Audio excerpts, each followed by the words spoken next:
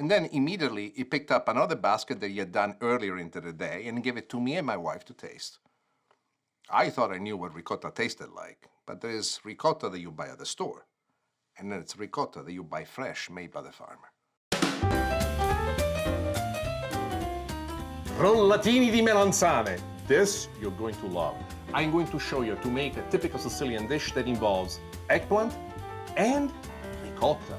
And then I'm gonna top it with something special. You're gonna love this. Easy to make, super tasty. Let me show you to make it. Picchio pacchio del Conte. This is a very simple recipe that requires specific tools. I have noticed that most chefs usually like to have a big knife like this to go at it. However, I believe that a small knife is the one that really will give us the ability of cutting the tomatoes properly. And I'm gonna show you right now how to do it. So take a look at this. Roma tomatoes I find to be the best tomatoes. And what I like to do, first I like to cut them in half, exactly like this. Then once you cut it in half, we cut them in quarters, exactly like this. And then we want to core them. So let's go to the coring process. This one, almost the core has come out already. So this is what I do. Using the knife, I take this out, move it away, take this to the other side, do the same thing right on over here. And I'm gonna do this with all the tomatoes. So this one goes to the side, this one goes to the side. Let's do it here with another big piece. We'll repeat the process once again. We cut it in quarters. And now, watch this because this is the easiest part of the technique. The knife, I like to go like this. You see the way I'm holding the thumb down here? This gives you guidance, and also never be in a rush when you go through. When it gets down to here, boom, you're taking off the whole thing. Look how clean it is already. And now we finish up with the remaining tomatoes.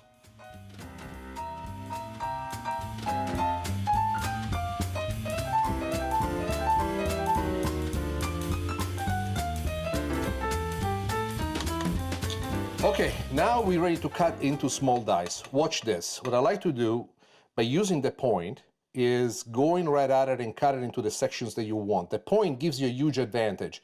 With these fingers, you almost have an instant guard because you're resting it on the knuckles right here, making sure that when you draw it down, you don't cut your finger. This is the most important part of this technique.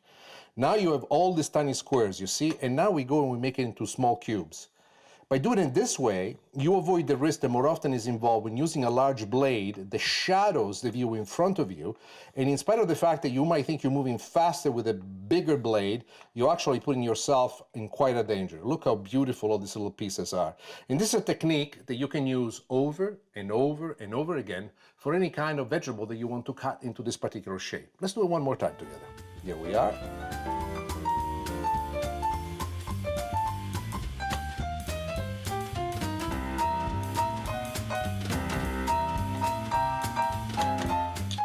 This is the kind of salsa that more often than not is made in summer when the tomatoes are at the sweetest. But sometimes it happens that the tomatoes that you buy at your local supermarket is not as sweet as you think it is. So the way to bring it back to nature is very simple. Here we go.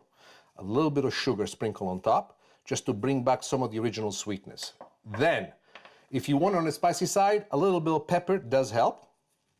A little bit of salt. When you use salt, has to be sea salt. Sea salt is the best kind of salt there is. Then the next thing that we're going to add is chopped garlic. Now, this is too much. I would say every 5 tomatoes, you don't want to use any more than 2 chopped garlic cloves, depending on how big they are. If they're really small, maybe 3, but no more than that because the garlic will marinate with the rest of the ingredients. And if you let it go for too long, it might kind of make the sauce a little bit too spicy. So here we go with the garlic. And I use this half of this amount to give you an idea. Then we have chopped basil. And I prefer basil. I think the basil is the best addition also because it's the perfect part of summertime. And then you want to mix it all together, just like this. But we're not done yet. The most important ingredient is in the olive oil. If you have access to the finest of extra virgin olive oil, this is the time in which you want to use it because this olive oil is going to do several things. It's going to change the flavor of the tomatoes and it's going to impart its personality. What is that makes extra virgin olive oil extremely important? Extra virgin olive oil is the byproduct of the first press, which means the fruitiness of it, the personality of it is right there in it. Remember, there will be quite a bit of water that will be released from the tomatoes via the salt. When you do this at home, I would say have this made at least an hour before you serve it, up to 4 hours before you serve it. And the longer that you keep it in the bowl, the more that the flavors will come together. This, ladies and gentlemen, is how you make picchio pacchio del Conte. The making of rollatini di melanzane is first and foremost fun. The most difficult thing, if there is anything difficult about this recipe, is how to actually handle the eggplant. It's quite easy. You just cut both ends of it.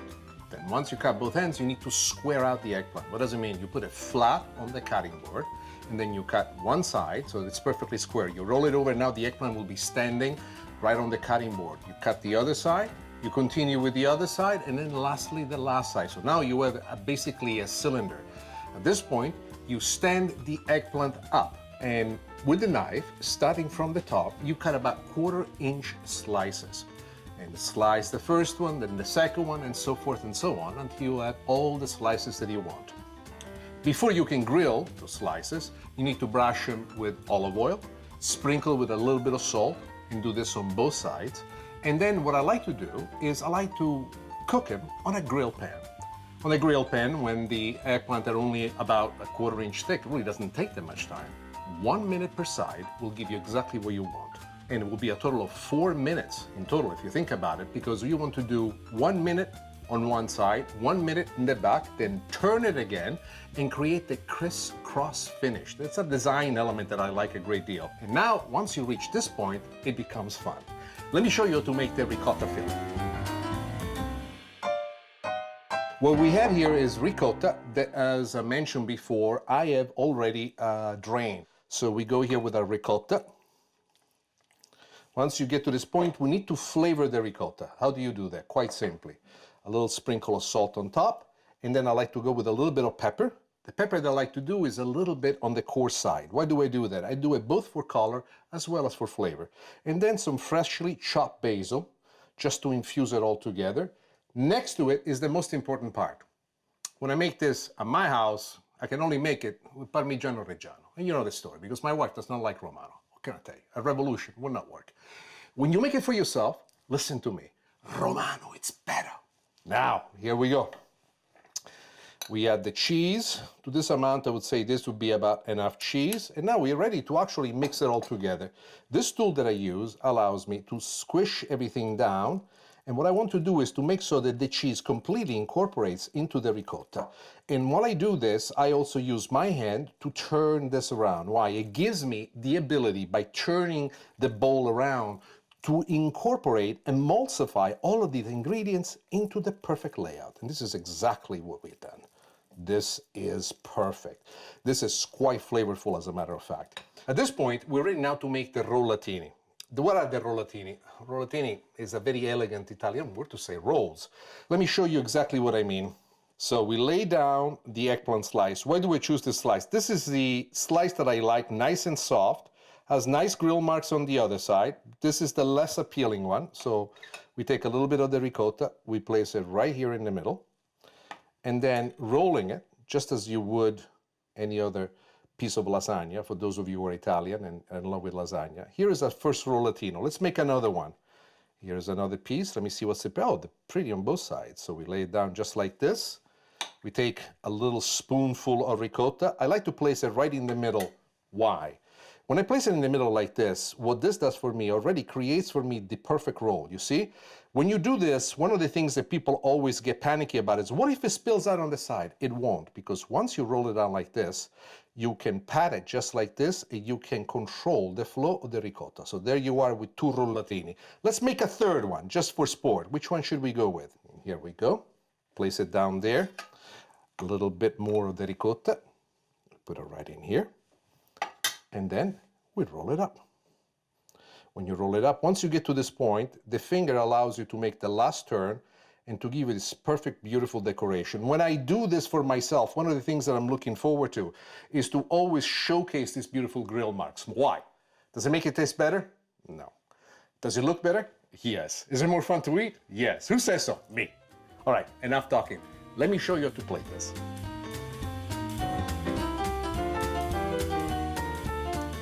Here we place the last one right here in the middle of the plate. The reason why I use this instrument is because it allows me to guide it exactly where I want to. And here, finally, There is the coup de grace, picchio pacchio del conte. Is picchio pacchio in the style of the count. I remember my mom always saying, mamma mia, lo devo fare come lo vuole il conte. I must make it the way the count wants it. My nickname as a child was the count. And this, ladies and gentlemen, is how I like to serve my rollatini di melanzane.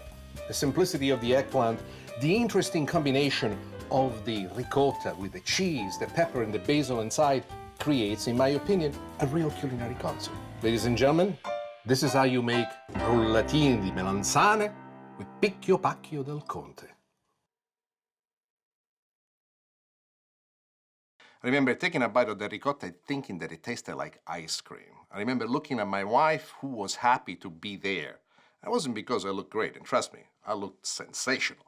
I had this wonderful suit, this wonderful little tie that I brought. Only I would take a suit to go to a farmer to make ricotta, but I didn't care. I wanted to impress my wife. And she told me, I'm so happy. I married a Sicilian. If you guys can cook like this, I will be happy forever. I still cannot make ricotta. But every time I think about cheese, I think what an art form it is to take these ingredients and make them sing in such a unique way.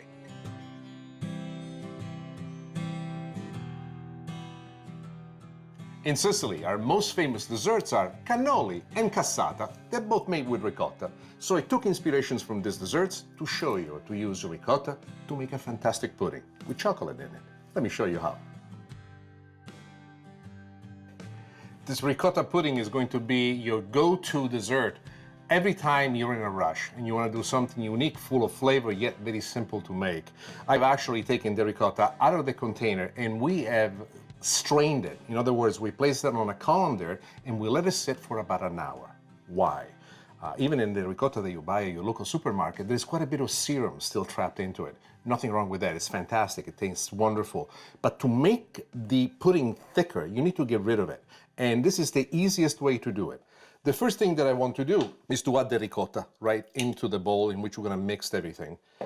Now smash it down because this is going to be a process of assembly. The ricotta needs to be sweet. And how do you make the ricotta sweet? Well, the easiest way, obviously, as you can imagine, is sugar. Plenty of sugar. How much is too little sugar? How much is too much sugar? Look, if you're going to do a dessert, you need sugar. As far as I'm concerned, I like it sweet. Now, the sugar has to be mixed perfectly because all this amount that you see on the surface has to be incorporated into every granule of the ricotta itself. There you are. You can already see the ricotta picking up this wonderful finish to it. Now, this is an extrapolation from the making of the filling for the cassata, and you can use any type of chocolate that you want. Crumbled chocolate, grated chocolate, whichever way works best for you.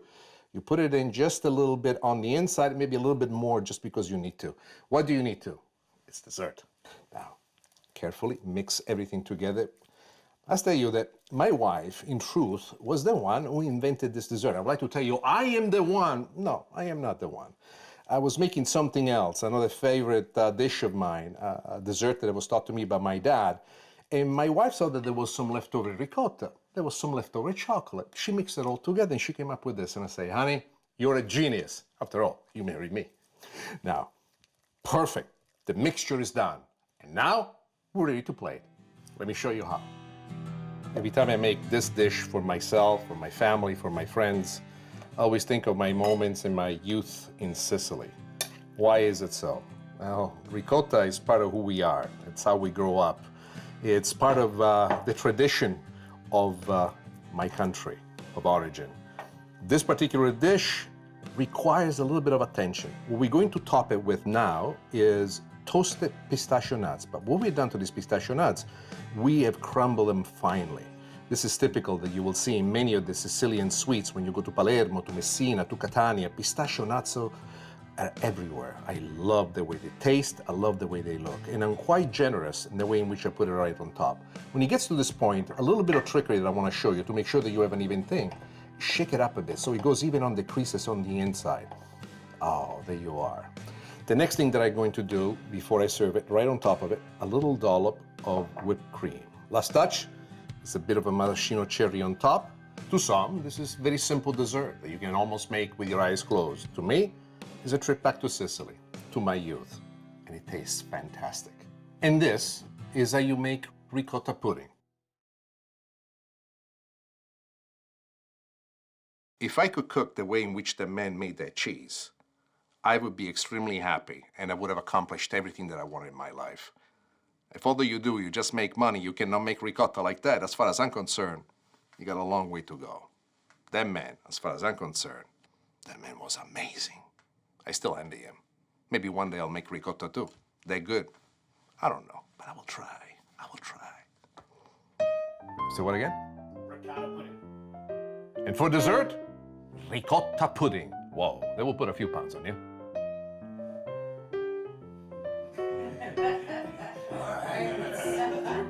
Let's give me another one. Give me an option. Give me an option. Let's give him a reason to eat it. Yeah. That's another option.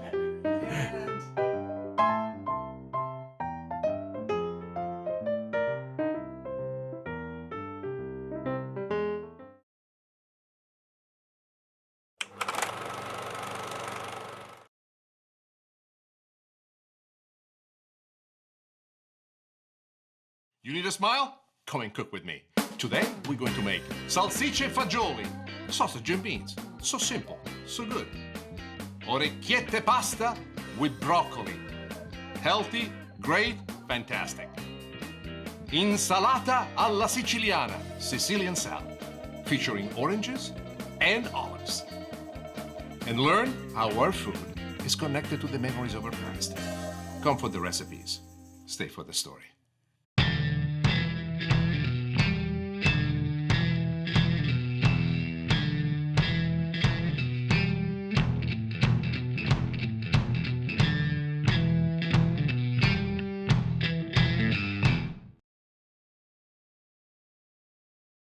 Salsicce is the Italian name for sausages. I love the way they taste to begin with, but to me, sausages also has something to do with the fact that my father always had these incredible butchers in town that would make the special mix of spices different from everyone else.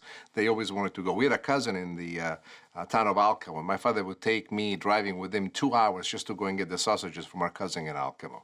Maybe it's because he was family, or maybe it's because he was really good. But I think that what I relate to sausages is the time that I spent with my dad and this ambition that I had together with my dad of finding the ultimate sausage. So when I say sausage, I think of something dreamy, something beautiful, something unique, something that connects me to my youth in the best possible way, the time that I spent with my dad. Salsicce fagioli. What does that mean? Sausage and beans. There's not a country in the world that does not have their own favorite recipe of how to make sausage and beans. This is my recipe, Italian style. It's very simple, it only gets done in a single pot, and it tastes fantastic. Let me show you how to make it. First and foremost, you go with extra virgin olive oil. But while the oil gets to temperature, we're gonna cut salsicciotti. Very simple, single sausage, quick karate chop right here in the middle, just so that you have it like this, and then gently you twist it until it becomes like this, and then with a sharp knife, and here you are.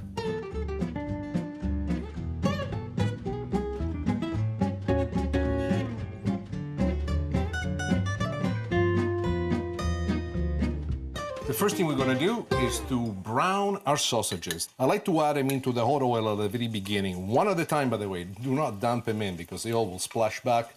It will hurt you. I know, it's happened to me before. Why are we doing this? Very simply, primarily what I want to do is to brown them on the outside, but also I want to ensure that they maintain their particular shape. By browning like this, you do several things. All the spices, the flavors which are inside of the sausages are starting to become alive, and quickly they are going to start to leak out together with the other ingredients that we will add on, giving the super flavor that the sausages do. You don't need to blacken them out completely. All that you need to do is to give it enough just so that they brown and they keep their shape.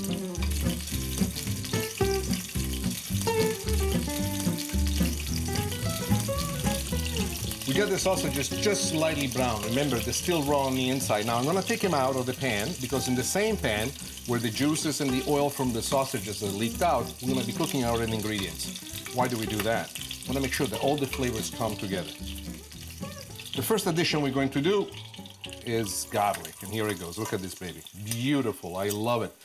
Garlic, as you can see, is cut thick. Extremely important to cut it thick because it's gonna be a long braising process. If you were to chop it, the garlic would burn.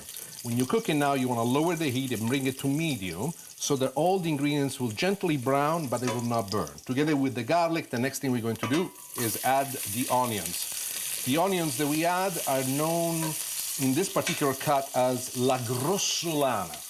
La grossolana means done without refinement. Yet I believe that the onions cut in this fashion, wide dice, fairly wide, even if uneven, have within themselves the ability of absorbing the flavors even better. And in their country style look, which is this look that I'm imposing in this case, while they might lose on the elegance, they pick up in extra flavor. But what is the extra flavor? Well, here we go. Some fresh rosemary, lightly chopped. And together with the rosemary, the next thing that we're going to do is add the sage. Why do we put him so early into the process? I'm of the opinion that when it comes to fresh spices like this, by cooking them into the pan the way that we're doing right now, one of the things that we are achieving, we're allowing them to release their flavor, their oil into the base.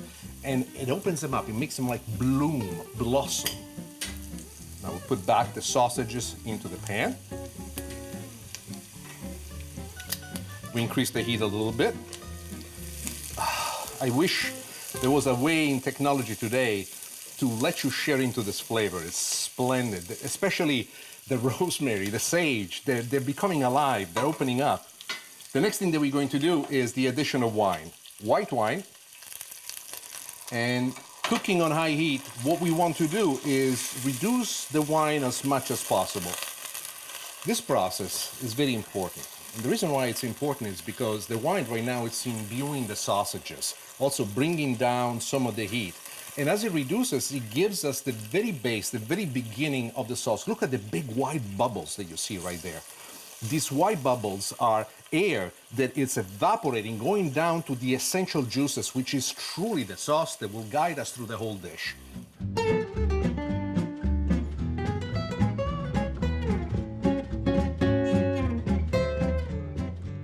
This is the part where I get hypnotized and somewhat enthralled into what I do. The sauce is coming down just right. The next thing that we want to do is a very important addition, and that is the addition of tomato sauce. But the next addition that I'm making is the one that I want you to be very attentive. This is not chicken stock.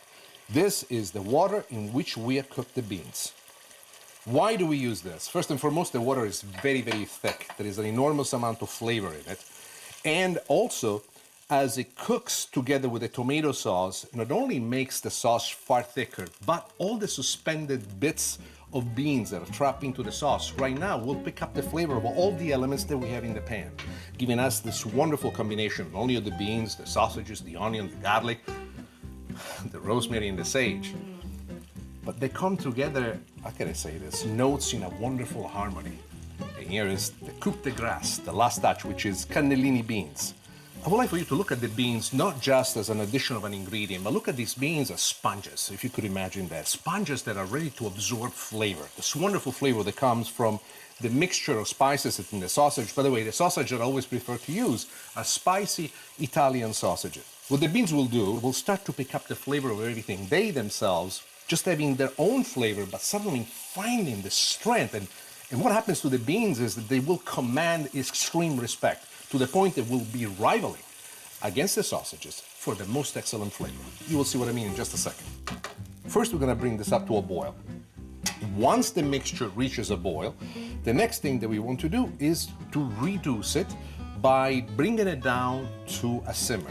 On a simmer, it will take us anywhere between 25 to 40 minutes, depending on the amount of liquid that you have on the inside. You could do this in less than 10 minutes if it was to blast it on high heat. But what would the disadvantage be? The disadvantage would be, as for all things that you do in a rush, you negate the beauty of the slow development of a thought, of an idea, of a recipe that becomes its own, in its own time, allowing all the ingredients to express the beauty that they are. I know, maybe it's a bit too poetic, but trust me when I tell you, if you let it simmer, the flavor will be much better. I don't know what it is, but I look at these beans, the sausages, they way reduced so perfectly. You have no idea how full of flavor these beans are. It's good to step back for a moment and say to yourself, I can cook, and yes, you can. This is such an easy dish to make. Let me show you how to plate it. So here we go. First, I lay down the sausages, whichever order. There's nothing to be too fancy schmancy about it. Just put them down.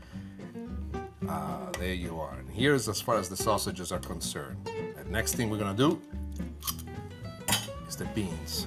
Trust me when I tell you, these are the real star. When I put down these beans, I remember myself as a little boy in my grandma's house. Say, nonna, nonna, facci fagioli e l'uccelletto con le salsicce, nonna, con le salsicce. Which my grandma would laugh, just so that you know what that means. I just said to my grandma, Nonna, please make us the sausages with the beans all'uccelletto. And there you are, salsicce e fagioli.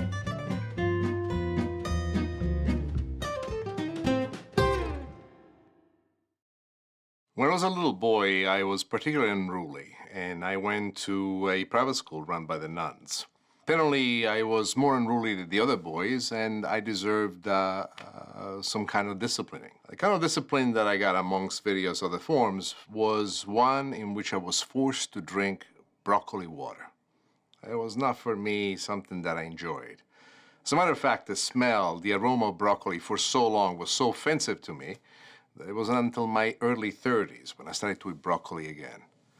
But by the time I discovered broccoli, I discovered a whole new reality.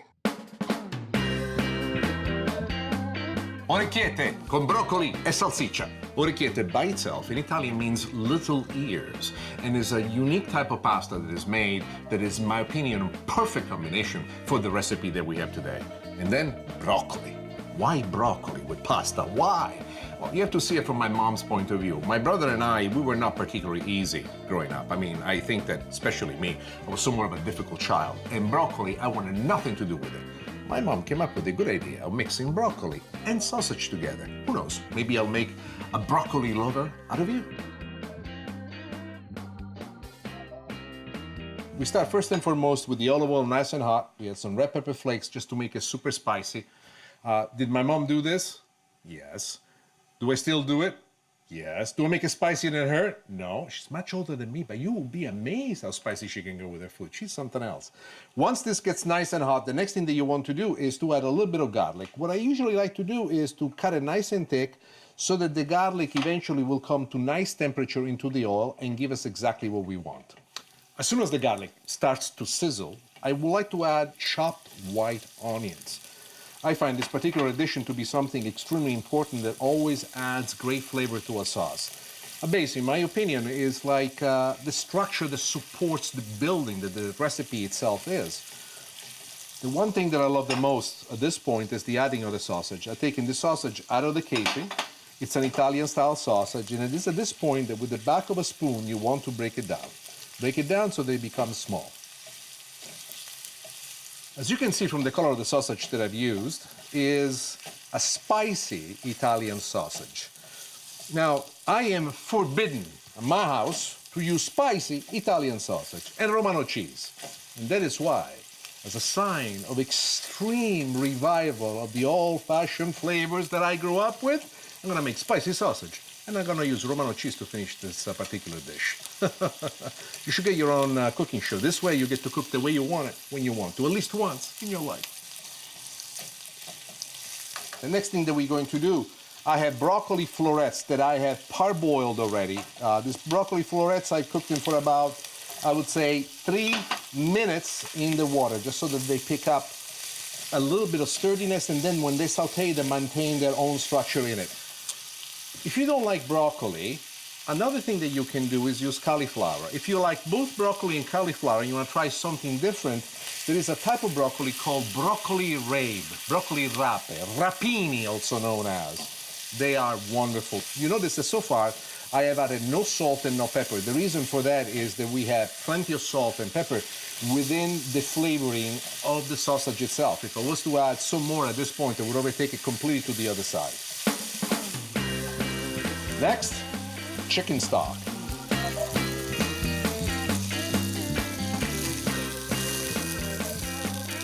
I'm gonna bring this to a boil, and then we're gonna let it simmer for about 8 minutes or so that all the flavors mingle together. The flavors are plainly overtaken at this point by the presence of the sausage, but don't discount the broccoli. The broccoli, in this fashion, is picking up the broth, is picking up the juices from the sausages, is picking up this wonderful rendition given by the base, which is the garlic and the onion itself. With every bite that you take, you will feel a relevant presence of each one of these ingredients that we put in.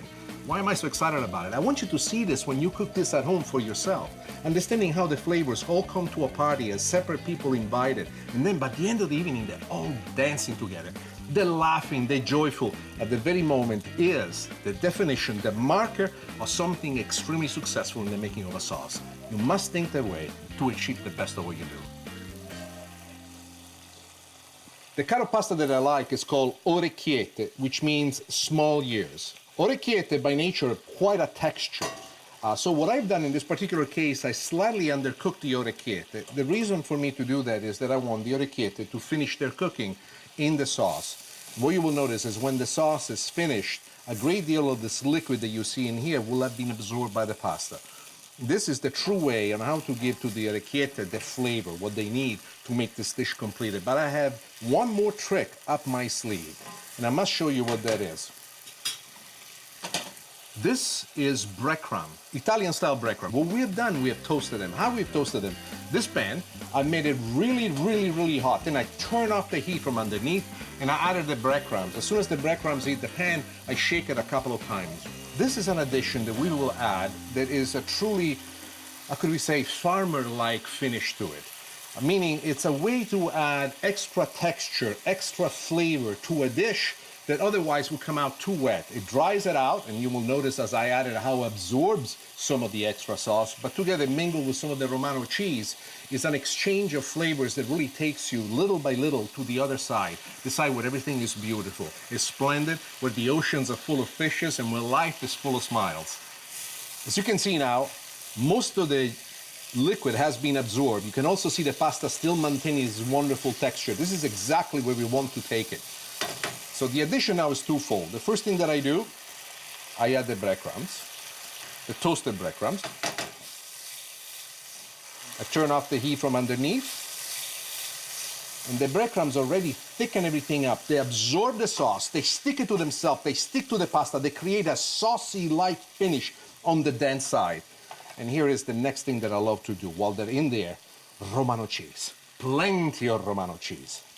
The important thing is to make sure that there is no heat from underneath. Otherwise, unless you have a non-stick pan like I do, the Romano cheese will stick at the bottom of the pan. And here you are.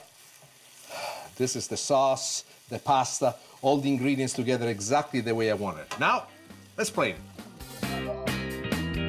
I like the thickening that the breadcrumbs put to this pasta. To me, adds on to it. If you don't like this finish, then don't add the breadcrumbs, but you will be making a mistake, because one of the things that breadcrumbs also do, that you're seeing right here, they absorb all these flavors in a splendiferous way. A little bit of broccoli on the top, just to tell everybody that this is a healthy dish. The next thing that's important is to actually cover it with cheese. The Romano cheese that goes both inside the melting of the sauce and on top of it is an extra element that makes this sing.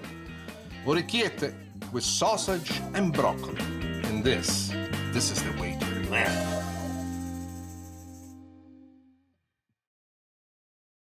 Salads are not part of the fondest memory of my youth. If it was green, I didn't like it. Also, the fact that my mom was not truly creative when it came to making dressing for the salads. I have this image of my father and I, when my father came to visit me for the first time in America, and I took him to a steakhouse. I don't know if you guys remember, in those days, they used to have these enormous salad bars with all sorts of different dressing of every color, every accoutrement that you could possibly imagine to put right on top of that. And I remember seeing my father playing like a little boy in the steakhouse, not even caring about the steak and just putting together these amazing salads. I think that there was a moment in our life as a Stellino family where the importance of salad changed. Because when my father returned, he started to develop a great deal of new interesting dressings. And my mom started to use different types of salads to put in. So what was formerly not a favorite in the Stellino household became for us something that we love to experiment with. Insalata alla siciliana. It's salad, Sicilian style. But what makes the salad interesting? What I love about the salad is that it mixes fruit and bitter greens. Bitter greens are very common in Sicily, and it's something that over the years my family always tried to teach me how to eat. It didn't really work out until they were able to mix actually wonderful orange supremes with olives, radicchio, and fennel. Let me show you exactly to make a salad which is totally unexpected. But what makes the salad so interesting, first and foremost, is the ingredients. Let me show you what I mean. We have in here fennel. What we've done with this fennel, we have sliced it thinly. And when we slice the fennel, one of the things you want to make sure is that the top layer of it, you get rid of it. Usually it's dented, it's very fibrous. So you take out the top layer and then you slice it into fine pieces, just like this. Then what we have in here is radicchio. And radicchio, I have both the soft part and the more fibrous part toward the end. In addition to radicchio, what I've done, I've also used Belgian endive. Belgian endive and radicchio both are known as bitter greens. What's so unique about this combination of greens? These greens have by themselves a salty, bitter taste and they're very crunchy. And this gives the salad a unique combination. But what makes the salad really pop? The trick is in the onions. What have we done with the onions? Let me show you. Red onions, my favorite onions. See here what we've done, we slice them very, very thin. We have covered them with water in which we put a couple of tablespoons of vinegar. It could be any kind of vinegar you want. Then we let it sit for a few hours, and this is what we end up with. And why do we do this treatment to the red onions? Why is it so important? Well, we like to use them raw, and one of the things that's difficult when it comes to red onions, especially raw, they're fairly difficult to digest. This way, instead, makes it very, very easy. Let's take a look at the other ingredients that we have as well. Here, what we have is olives, Sicilian-style olives, which we cut in half. And the next secret that I want to show you that is part of this as well is the orange sections. What we've done here is a treatment that the French chefs call la suprême d'orange. Do you need to be so fancy schmancy? Really, you don't. Why have I done it? I've done it this way because the first time I made the salad, I made it for my wife and I wanted her to be impressed with how good I am with my knife skills. And she was. Eventually, she married me, so it did work for me. Let me show you how to assemble the salad. First thing we're going to do is add the bitter greens into the mix. Whichever amount you feel comfortable with, follow your instincts. It doesn't matter by color and what it is, but just follow your instinct.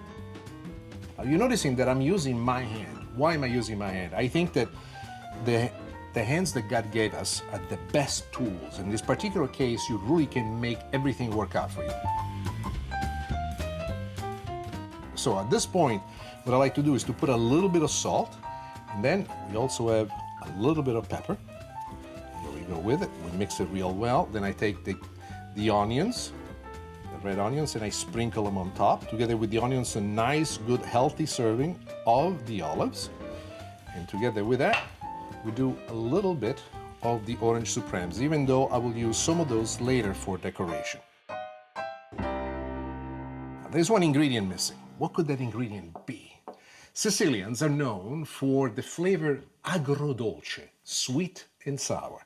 If we could put sugar in just about everything, we would. And there is a reason why you put the sugar, because everything is so heavily salted, you just want the touch of it so that it flows.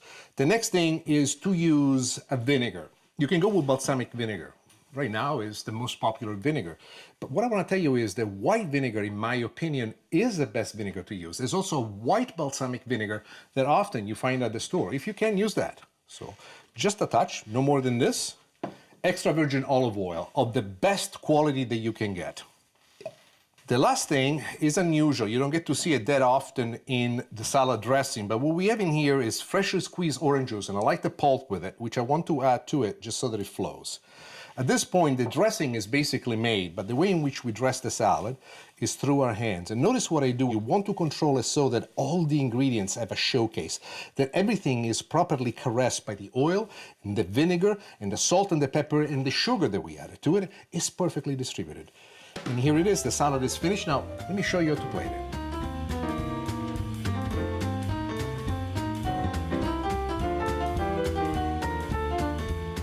What I like to do is to treat this as a series of layers. So what I do when I serve it for my customers or for my friends when they come to my house, I like to create little layers. So here's a little bit of the salad. On top of it, I like to put a couple of the orange sections and then a little bit of the olives. But there is a secret that you don't know about it. What we have in here is shaved Parmesan cheese.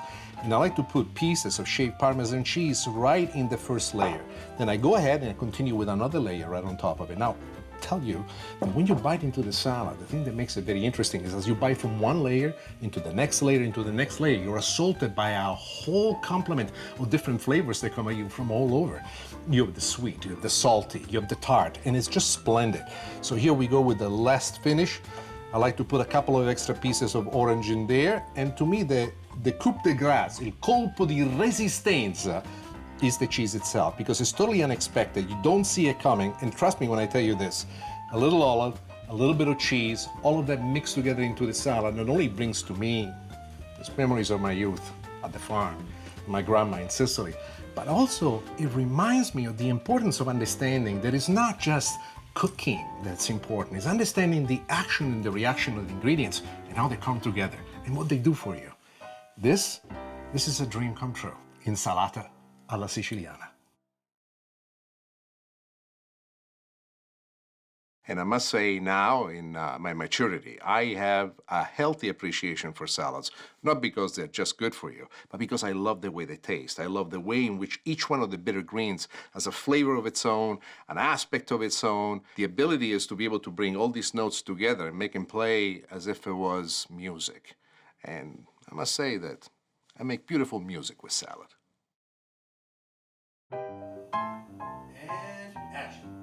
And that is how we make Sicilian style.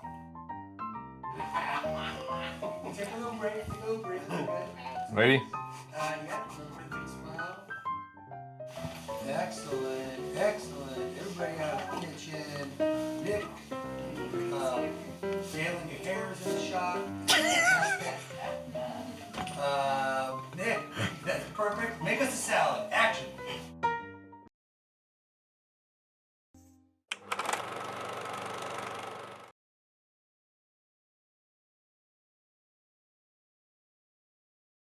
Signori e signori, benvenuti in cucina. Ladies and gentlemen, welcome to my kitchen. Today we're going to make ragù di gamberetti. It's as easy to make as 1, 2, 3. Pasta amatriciana with shrimp. Insalata del sogno, an unusual combination of ingredients that will just make you smile. And then a refreshing summer salad with watermelon and bacon. And we'll answer an age-old question: what is better, bacon or pancetta? Come for the recipes. Stay for the story.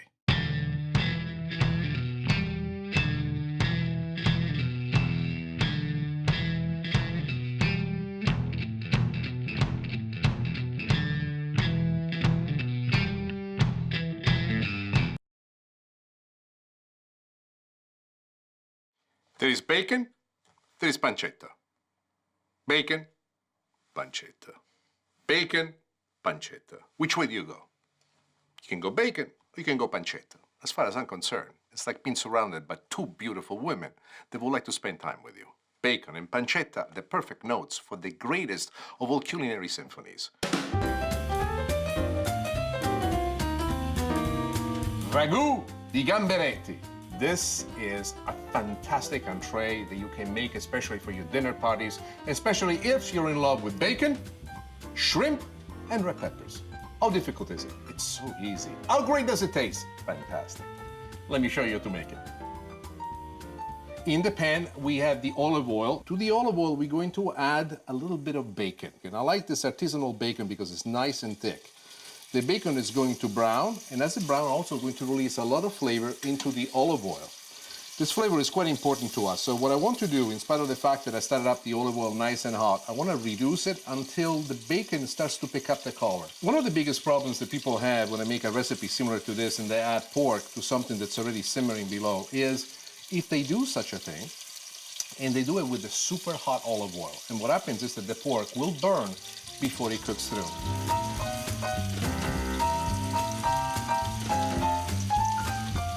The bacon is starting to pick up the color that we want. You can notice that it's slightly curling. Mind you, we do not want to have it very, very brown because it's going to cook in this for quite some time. Let's go and add the other ingredients. First thing that I like to do is to add the garlic, nice and thick. Together with the garlic, I like to add a little bit of the asparagus. What I've done with the asparagus, I cut it in long pieces. Now at this point, I increase the heat just a little bit, and I want to make sure that the asparagus picks up the flavor of the garlic, picks up the juices that are being released from the bacon. And this at this point that it's very important for you to realize that the best bacon to use is artisanal bacon. I find Bacon like this has a nice chew to it, and you will see a much better taste at the end with all the other ingredients that we add. Notice so far I've added no salt and no pepper. When it comes to this, I like to do the addition of salt and pepper at the end.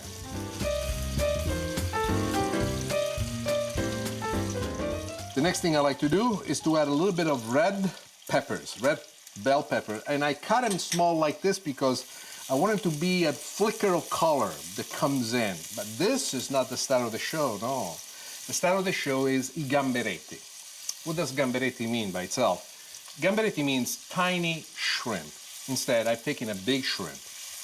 And what I've done with this big shrimp, I cut it in 3 pieces, giving to the shrimp the same shape of smaller shrimps. But why do I prefer using a bigger shrimp? The big shrimp will have the ability of cooking and withstand the braising process we're going to put it through. And by cutting the shrimp this big, we protect the tenderness of the shrimp.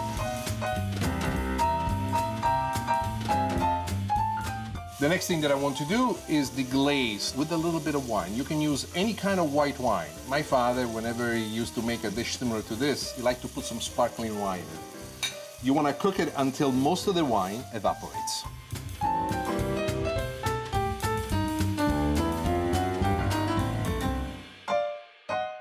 The sequence of the ingredients as we add it is extremely important. The ingredients that take the longest time, the garlic and the asparagus in this particular case are the ones that really do need a certain amount. I also like for my asparagus to have a certain crunchiness.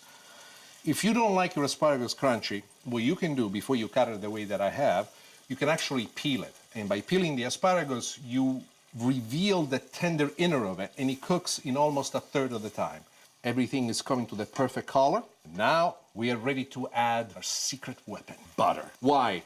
Several reasons. I like for the butter to mellow all the flavors together. Also, what I like is that the butter gives me this wonderful sauce-like finish. And once this cools off just a little bit, after the butter has properly melted, one of the things that you will notice is, and I like to use this technique, is that the butter thickens up the sauce a little bit more, still maintaining a wonderful shine over all the ingredients in it. Well, this is just about done. I'm gonna turn this off, and now we're ready to plate it. Ragù di gamberetti, mamma mia che bontà. And when you see them on the plate, this is where it gets really spectacular. I like to pile it up at the bottom just like this. This is something where by yourself, you can pretty much finish a whole loaf of bread. You say, Nick, loaf of bread, where's the sauce? You're talking too fast. Let me show you what the sauce is at. And this is what I love to do with the sauce. I love to bathe it all the way around. And now you understand why is that I love the butter so much. A little bit more sauce just to cover the top, make it all moist and beautiful. Always serve some extra sauce on the side because the sauce is a spectacular addition to this dish, and it's the natural sauce that comes with the dish itself. And this, ladies and gentlemen, this is how you make ragù di gamberetti.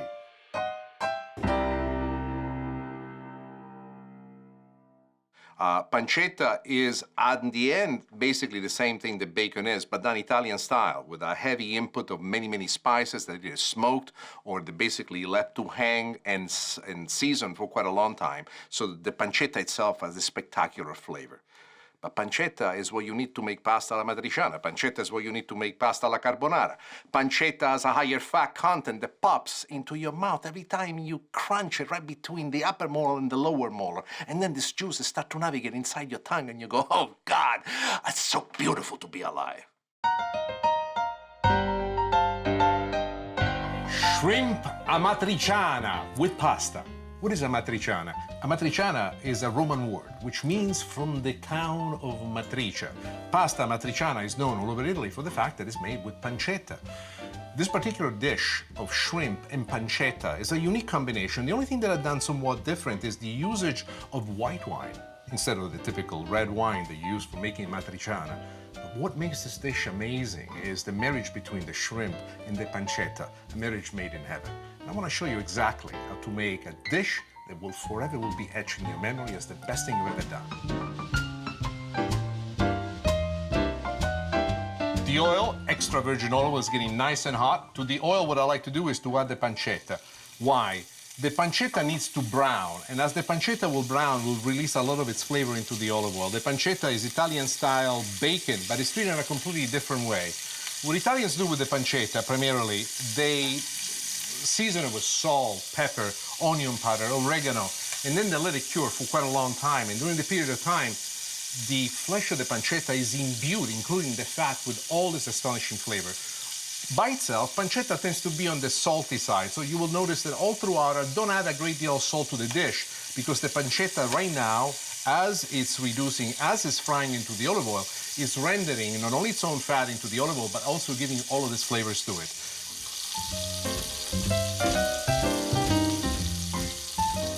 Pancetta is nice and brown. At this point, what I want to do is to move the cooked pancetta away from the pan. In the same oil in which we have cooked the pancetta, we're going to add the shrimp. The shrimp is going to fry into this oil, and there are many things that are very important. The shrimp itself will release its own juices into the olive oil. Why is that important? It's going to give to the oil another additional layer of flavor. As the shrimp cooks, we do not want to cook the shrimp all the way through. Primarily, what we intend to do is to actually cook the shrimp enough so that it's still raw somewhat on the inside, because we are going to be taking the shrimp out, and then we'll reintroduce the shrimp into the sauce. As soon as the shrimp turns pink on one side, turn it onto the other side. Do you need to do it one at a time? You really don't. So why am I doing it? Well, for some people, cooking is a necessity. For me, cooking is a work of love. And it keeps me connected to the shrimp, to what's happening. It makes me feel almost as if I'm an extension of the recipe itself. Is that going to make you a better chef? I don't know, but it works for me. Now it's time for us to take the shrimp out.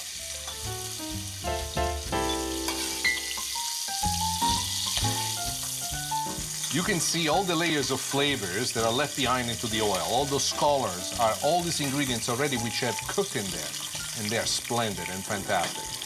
With the oil that's left in the pan, first we add a little bit of red pepper flakes, just to give it some extra heat.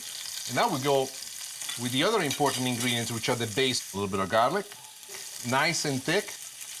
Onions. I like to use red onions because they have a lot more flavor for me.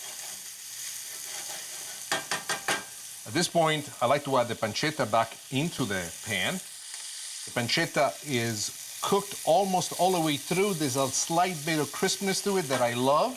To give it some extra flavor, I like to fry some parsley in it. And then in the original matriciana sauce, you use red wine. However, when I cook with shrimp and I make the shrimp alla matriciana, I like to do a little deglazing with a little bit of white wine. On high heat, you want to reduce this down until it reaches almost a glaze-like consistency. In the glazing that we do, you want to dislodge any brown bits that might have stuck at the bottom of the pan. Even if you use a non-stick pan, there's always something of a layer of flavor that's attached to the bottom. This way, you detach it and you reincorporate it once again into the sauce, achieving the wonderful flavor that really makes a huge difference.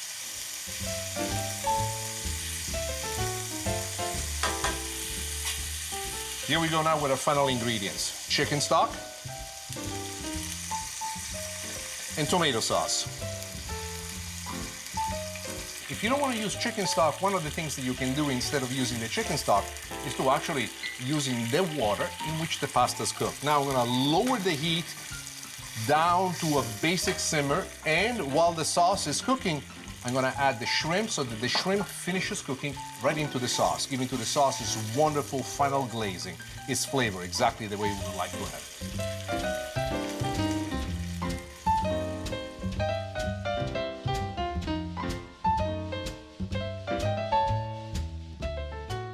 Now, I am ready to add the pasta, but I would like to share with you one more secret that you need to be aware of. What I like to do is to undercook the pasta at al dente-like condition, but even a little bit rawer than al dente. What does it mean? Al dente, translated from Italian, means to the bite. But my idea is to finish the cooking of the pasta not in the water, rather into the sauce. Let me show you what I mean. You can use any kind of pasta you want, short or long, it doesn't make a difference, whatever is fun for you to eat. For me today, the pasta is rigatoni. They remind me of my youth every time we used to go through the region of Lazio in which the town of Rome is, rigatoni was served in just about every restaurant and was for us great joy to have it. Now you want to cook this pasta into the sauce until most of the sauce is absorbed. And the difference that this technique makes is significant. Imagine the pasta, if you would, as a very tightly wound coil with many layers to it. And as the pasta cooks into the sauce penetrates layer by layer by layer down to the very core of the pasta. You can see the sauce lessening and lessening always more because most of it already has penetrated inside the pasta. The shrimp is perfectly cooked. And what I love about this moment right here, you can see how the pasta is changing color right in front of you. You can see the pasta and the sauce have become one. And that is a signature of perfection. We got everything that we want. Ready to plate it now. Let me show you how. What I like to do when I serve a pasta like this is to make many layers so that the shrimps are not just on top, rather they're buried underneath the pieces of pasta. And when you dive right into it, to feel that. And the thing that makes this particular pasta very interesting is also the presence of the pancetta. Let me tell you, this is going to be one of those pastas that your family will ask for it over and over and over again. What makes this pasta great? To me, what makes this pasta great is the passion that you place into it. Because life without passion doesn't taste like anything.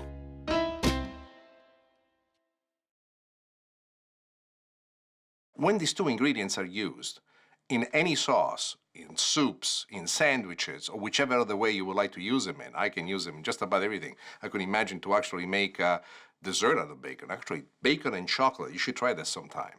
A nice crispy bacon bit, dip it in some melted chocolate, let it harden up, and I'm telling you, I know it sounds gross, but it counts for at least 5 pounds of my body weight. Don't do that with pancetta. Pancetta is too strong. Pancetta doesn't like to mess around. Pancetta is very like Italian style, wants to pick up fights with everybody. Insalata del sogno. This is one of my favorite salads. What makes it unique? We have pancetta, we have blue cheese, parmigiano, a wonderful, simple, easy dressing made simply of vinegar, a touch of sugar, and extra virgin olive oil, and homemade croutons to make this salad, from now on, your favorite salad. Let me show you how we make the croutons. This is the oil that was left over after we cooked the pancetta. Why do we use this oil? This oil is totally full of flavor. The salt, the pepper, even the greasiness of the pork fat is so, how could I say, fascinating with a character of its own. Let me show you a couple of more things that we need to do to make these croutons just perfect.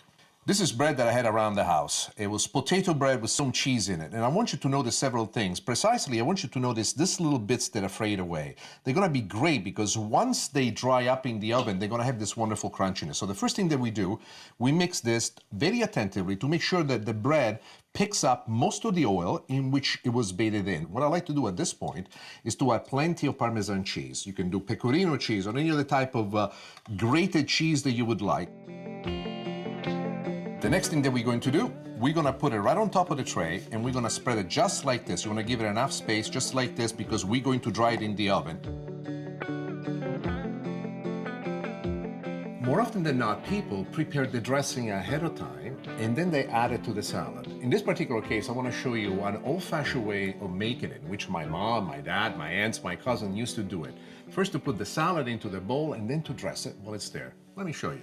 This is the part that's most important. Do follow the recipe to understand the amount of salad and the amount of liquids that you want to put in terms of what the dressing is. But use your mind, your imagination, your eyes to paint this painting that you want. So you need to realize that in a single serving salad that I'm making, just a little shot of the vinegar will be enough.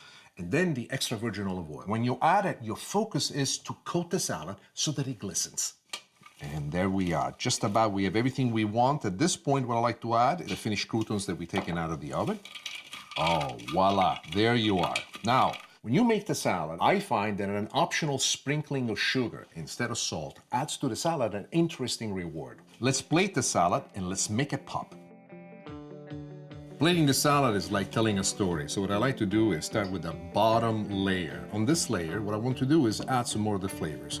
Do you remember the crunchies that I told you before? This is an excellent time to add some of those. Then together with that, I always like to add a little bit more cheese. I want you to imagine, as we're doing this, that every layer that the salad has secret packets of flavors hidden in there. And here we go with a little bit of the pancetta, just like there. the hands, and the reason why I use the hands instead of another instrument is because the hands are the best tools that we have. There is no metal tool, no plastic tool that's better than the hands. When you get to this level, this is enough for a single serving. It is at this point that you want the eye to have its due, and that is by adding all these elements that I find super sexy about the salad. The pancetta is one of them, but the blue cheese, the crumbled blue cheese, that breaks